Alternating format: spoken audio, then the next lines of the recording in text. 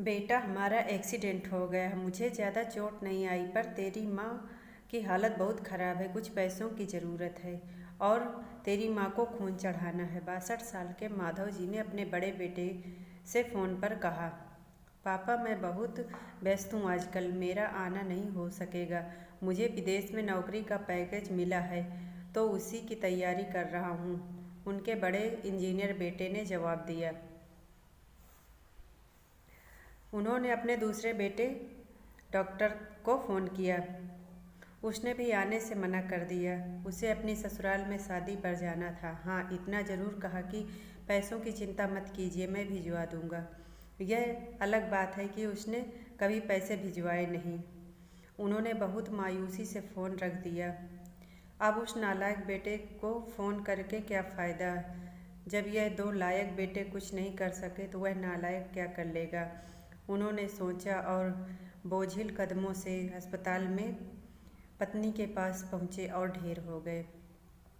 पुरानी बातें याद आने लगी। माधव राय जी स्कूल में शिक्षक थे। उनके 3 बेटे और 1 बेटी थी। बड़ा इंजीनियर और मंझला डॉक्टर था। दोनों की शादी बड़े घराने में हुई थी। दोनों अपनी पत्नियों के साथ अलग अलग शहरों में रहते थे। सबसे छोटा बेटा पढ़ाई में ध्यान नहीं लगा पाया। 11वीं के बाद उसने पढ़ाई छोड़ दी और घर में ही रहने लगा। कहता था, मुझे नौकरी नहीं करनी, अपने माता पिता की सेवा करनी है। पर मास्टर साहब उससे बहुत नाराज़ थे। उन्होंने उसका नाम नालायक रख दिया। जब माधव जी रिटायर हुए तो जमा पूंजी कुछ भी नहीं थी। सारी बचत दोनों बेटों की उच्च शिक्षा और बेटी की शादी में खर्च हो गई थी। शहर में एक घर, थोड़ी ज़मीन और गांव में थोड़ी सी ज़मीन थी। घर का खर्च उनके पेंशन से चल रहा था। माधव जी को जब लगा कि उनका छोटा बेटा सुधरने वाला नहीं तो उन्होंने बंटवारा कर दिया और उसके हिस्से की ज़मीन उसे देकर उसे गांव में रहने के लिए भेज दिया। हालांकि वह जाना नहीं चाहता था, पर पिता के जिद के आगे झुक गया और गांव में ही झोपड़ी बनाकर रहने लगा।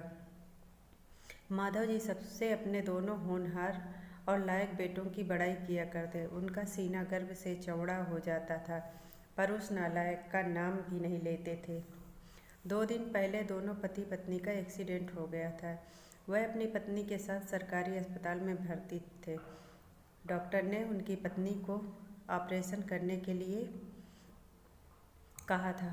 पापा पापा सुनकर उनकी तृणा टूटी तो देखा सामने वही नालायक खड़ा था। उन्होंने गुस्से से मुंह फेर लिया, पर उसने पापा के पैर छुए और रोते हुए बोला, पापा, आपने इस नालायक को क्यों नहीं बताया? पर मैंने भी आप लोगों पर जासूस छोड़ रखे हैं। खबर मिलते ही भागा आया हूँ। पापा के विरोध के बावजूद उसने उनको एक बड़े से अस्पताल में भर्ती कराया। माँ का ऑपरेशन कराया, अपना खून दिया, दिन रात उनकी सेवा में लगा रहता। फिर एक दिन वह गायब हो गया। वह उनके बारे में फिर बुरा सोचने लगे कि तीसरे दिन वह वापस आ गया। महीने भर में ही माँ एकदम भली चंगी हो गई। वह अस्पताल से छुट्टी लेकर उन लोगों को घर ले आया।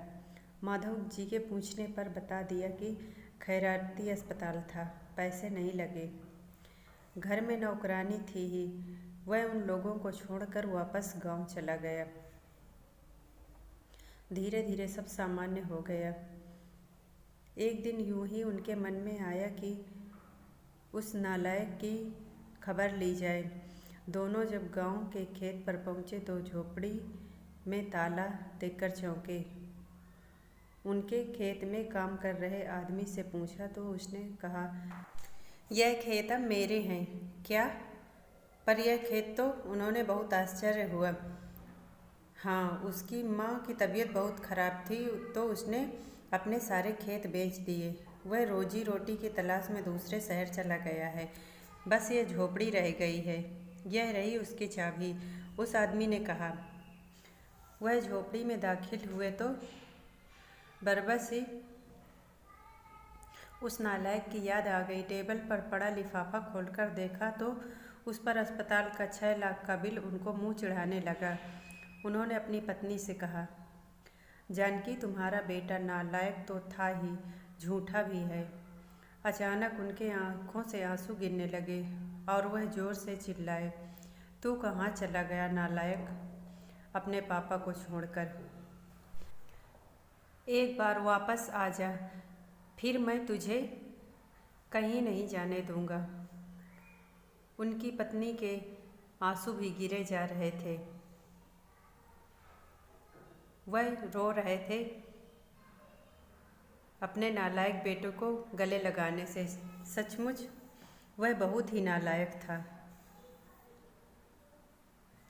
दोस्तों, अगर कहानी पसंद आई हो तो प्लीज़ इसे लाइक कर देना और चैनल में नए हैं तो सब्सक्राइब कर लेना।